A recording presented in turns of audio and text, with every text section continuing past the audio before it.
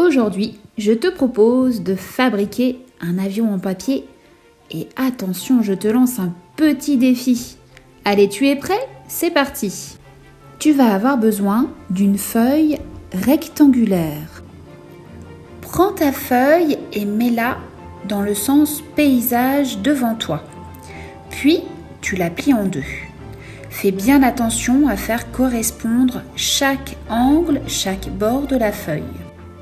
Tourne ta feuille et ouvre-la. Puis, tu vas prendre le bord supérieur droit et le ramener vers le centre de ta feuille. Tu vas faire la même chose avec le bord supérieur gauche, de manière à ce que ta figure soit totalement symétrique. Appuie bien avec ton doigt pour former le pli.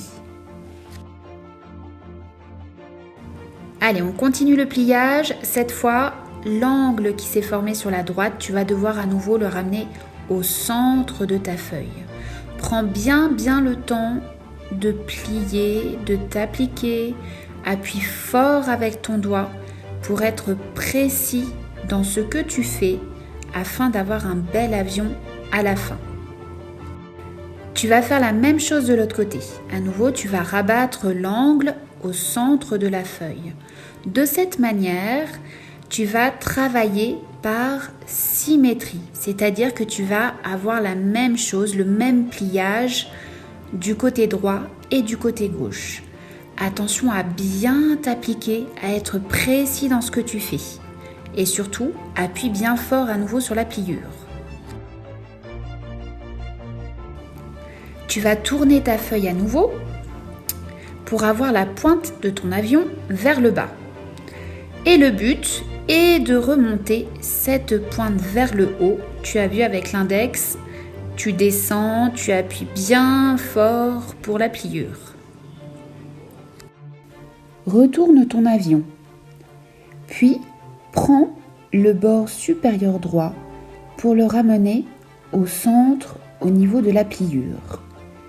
Appuie bien avec ton doigt sur la pliure car il commence à y avoir beaucoup d'épaisseur. Fais la même chose avec l'angle supérieur gauche que tu ramènes au centre afin d'avoir une symétrie parfaite de ta figure. Retourne ensuite ton avion. Tu as la pointe qui est vers le bas. Tu la remontes en la retournant et tu appuies bien fort, ça sera le nez de ton avion. Tu vas prendre ton avion, le plier en deux en prenant bien soin d'appuyer sur la pliure centrale de ton avion. Attention parce qu'avec les épaisseurs, c'est difficile d'appuyer, mais applique-toi bien.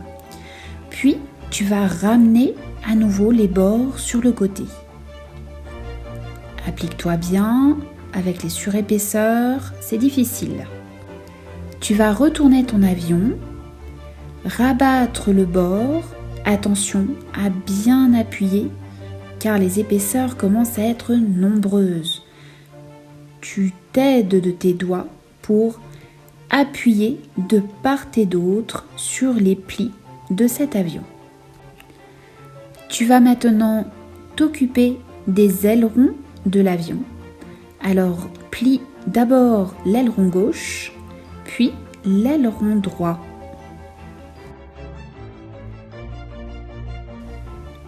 Et voilà, ton avion est quasiment terminé. Tu le retournes, tu le mets en forme, tu vérifies, tu tires un petit peu sur la pointe pour qu'elle soit toute jolie. Tu remontes un petit peu ces super ailerons pour voler loin. Si tu veux, tu peux même le décorer. Alors que moi, comme c'est le printemps, je me suis amusée à mettre des fleurs dessus. Attention, parce que c'est maintenant que je te lance le défi. Le défi, c'est de mesurer la distance de vol de ton avion. Alors pour ça, tu vas mettre un petit repère au niveau de tes pieds et lancer le plus loin possible ton avion. Allez, je te montre, regarde mon avion, hop, il est parti, il s'est même écrasé dans l'herbe. Je suis allée chercher ma grande règle de couturière, mais si toi tu n'as pas de règle de couturière, tu auras peut-être un grand centimètre ou même un grand mètre de bricolage.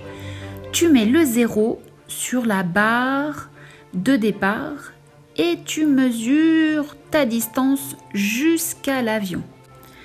Ma distance de vol avec mon avion était de 4,90 mètres. 4,90 m, ça fait la taille de 2 papas plus la moitié d'un papa. Et toi, tu penses que ton avion il pourra aller plus loin ? Alors si tu es prêt à en relever le défi, à ton tour de fabriquer un avion et envoie-moi ta distance de vol.